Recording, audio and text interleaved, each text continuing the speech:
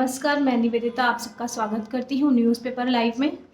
आइए जानते हैं वक्फ क्या है, अधिकारों में इसकी कैसे बढ़ोतरी हुई, आखिर केंद्र सरकार इसे क्यों लाना चाह रही है। आखिर वक्फ क्या है? जब कोई व्यक्ति अल्लाह या इस्लाम के नाम पे संपत्ति या पैसे दान करता है, उसकी देखरेख वक्फ बोर्ड करती है। वक्फ बोर्ड क्या है? वक्फ का मतलब होता है अल्लाह के नाम, यानी ऐसी ज़मीनें जो किसी व्यक्ति या संस्था के नाम नहीं है। वक्फ बोर्ड का एक सरबराह होता है, वही तय करता है कि कौन सी संपत्ति वक्फ की है, कौन सी। केंद्र सरकार ने इसकी स्थापना दिसंबर 1964 में वक्फ अधिनियम 1995 के अंतर्गत की।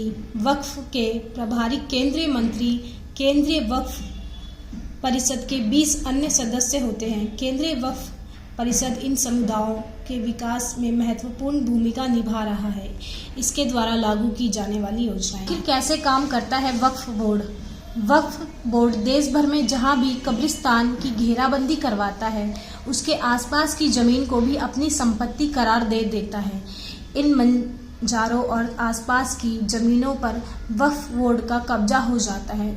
चूँकि 1995 का एक वक्फ एक्ट कहलाता है कि अगर वक्फ बोर्ड को लगात है कोई ज़मीन वक्फ की संपत्ति है, तो यह साबित करने की जिम्मेदारी उसकी नहीं बल्कि ज़मीन के असली मालिक की होती। नरसिम्हा राव सरकार में बढ़ी थी वक्फ बोर्ड की शक्तियाँ। 1954 में वक्फ बोर्ड का गठन हुआ। हालांकि 1995 के संशोधन से वक्फ बोर्ड को असीमित शक्तियाँ मिली। पीवी नरसिम्हा राव की कांग्रेस सरकार ने वक्फ एक्ट 1954 में संशोधन किया और नए नए प्रावधान जोड़कर वक्फ बोर्ड की असीमित शक्तियां दे दी। देश में एक सेंट्रल वक्फ बोर्ड और 32 स्टेट बोर्ड हैं। केंद्रीय अल्पसंख्यक कल्याण मंत्री सेंट्रल वक्फ बोर्ड का पदेन अध्यक्ष होता है। अब तक की सरकारों में वक्फ बोर्ड अनुदान दिया जाता रहा है। मोदी सरकार ने भी वक्फ को लेकर उदारता दिखाई गई। मोदी सरकार अब वक्फ बोर्ड की शक्तियां कम कराने का प्लान बना चुकी है। वक्फ बोर्ड के असीमित अधिकारों पर लगाम की दिशा में केंद्र सरकार ने संशोधन प्रस्तावित किए हैं। इनमें वक्फ संपत्तियों का अनिवार्य वेरिफिकेशन शामिल है। इससे संपत्तियों के दुरुपयोग पर रोक लगाने की कोशिश होगी। देश भर में 8.7 लाख से अधिक संपत्तियां, कुल मिलाकर लगभग 9 लाख एकड़ वक्फ बोर्ड के अधिकार क्षेत्र में हैं। प्रस्तावित संशोधन के तहत वक्फ बोर्ड के दावों का अनिवार्य रूप से वेरिफिकेशन किया जाएगा। ऐसा ही एक अनिवार्य वेरिफिकेशन उन संपत्तियों के लिए भी प्रस्तावित किया गया है।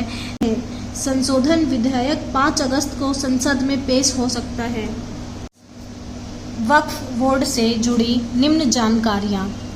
वक्फ बोर्ड से जुड़े मुद्दों पर सलाह देने के लिए केंद्र सरकार ने दिसंबर 1964 में वक्फ अधिनियम 1954 के तहत केंद्रीय वक्फ परिषद की स्थापना की थी। यह परिषद अल्पसंख्यक मामलों के मंत्रालय के प्रशासनिक नियंत्रण के अधीन एक संवैधानिक निकाय है।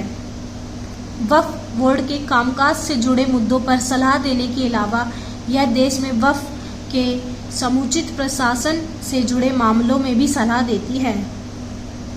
मुस्लिम कानूनों के तहत मान्यता प्राप्त पवित्र उद्देश्यों के लिए दी गई चल या अचल संपत्तियों का स्थायी समर्पण है। वक्फ संपत्तियों का कोई पारंपरिक मालिक नहीं होता, इनका प्रबंधन वक्फ बोर्ड करता है।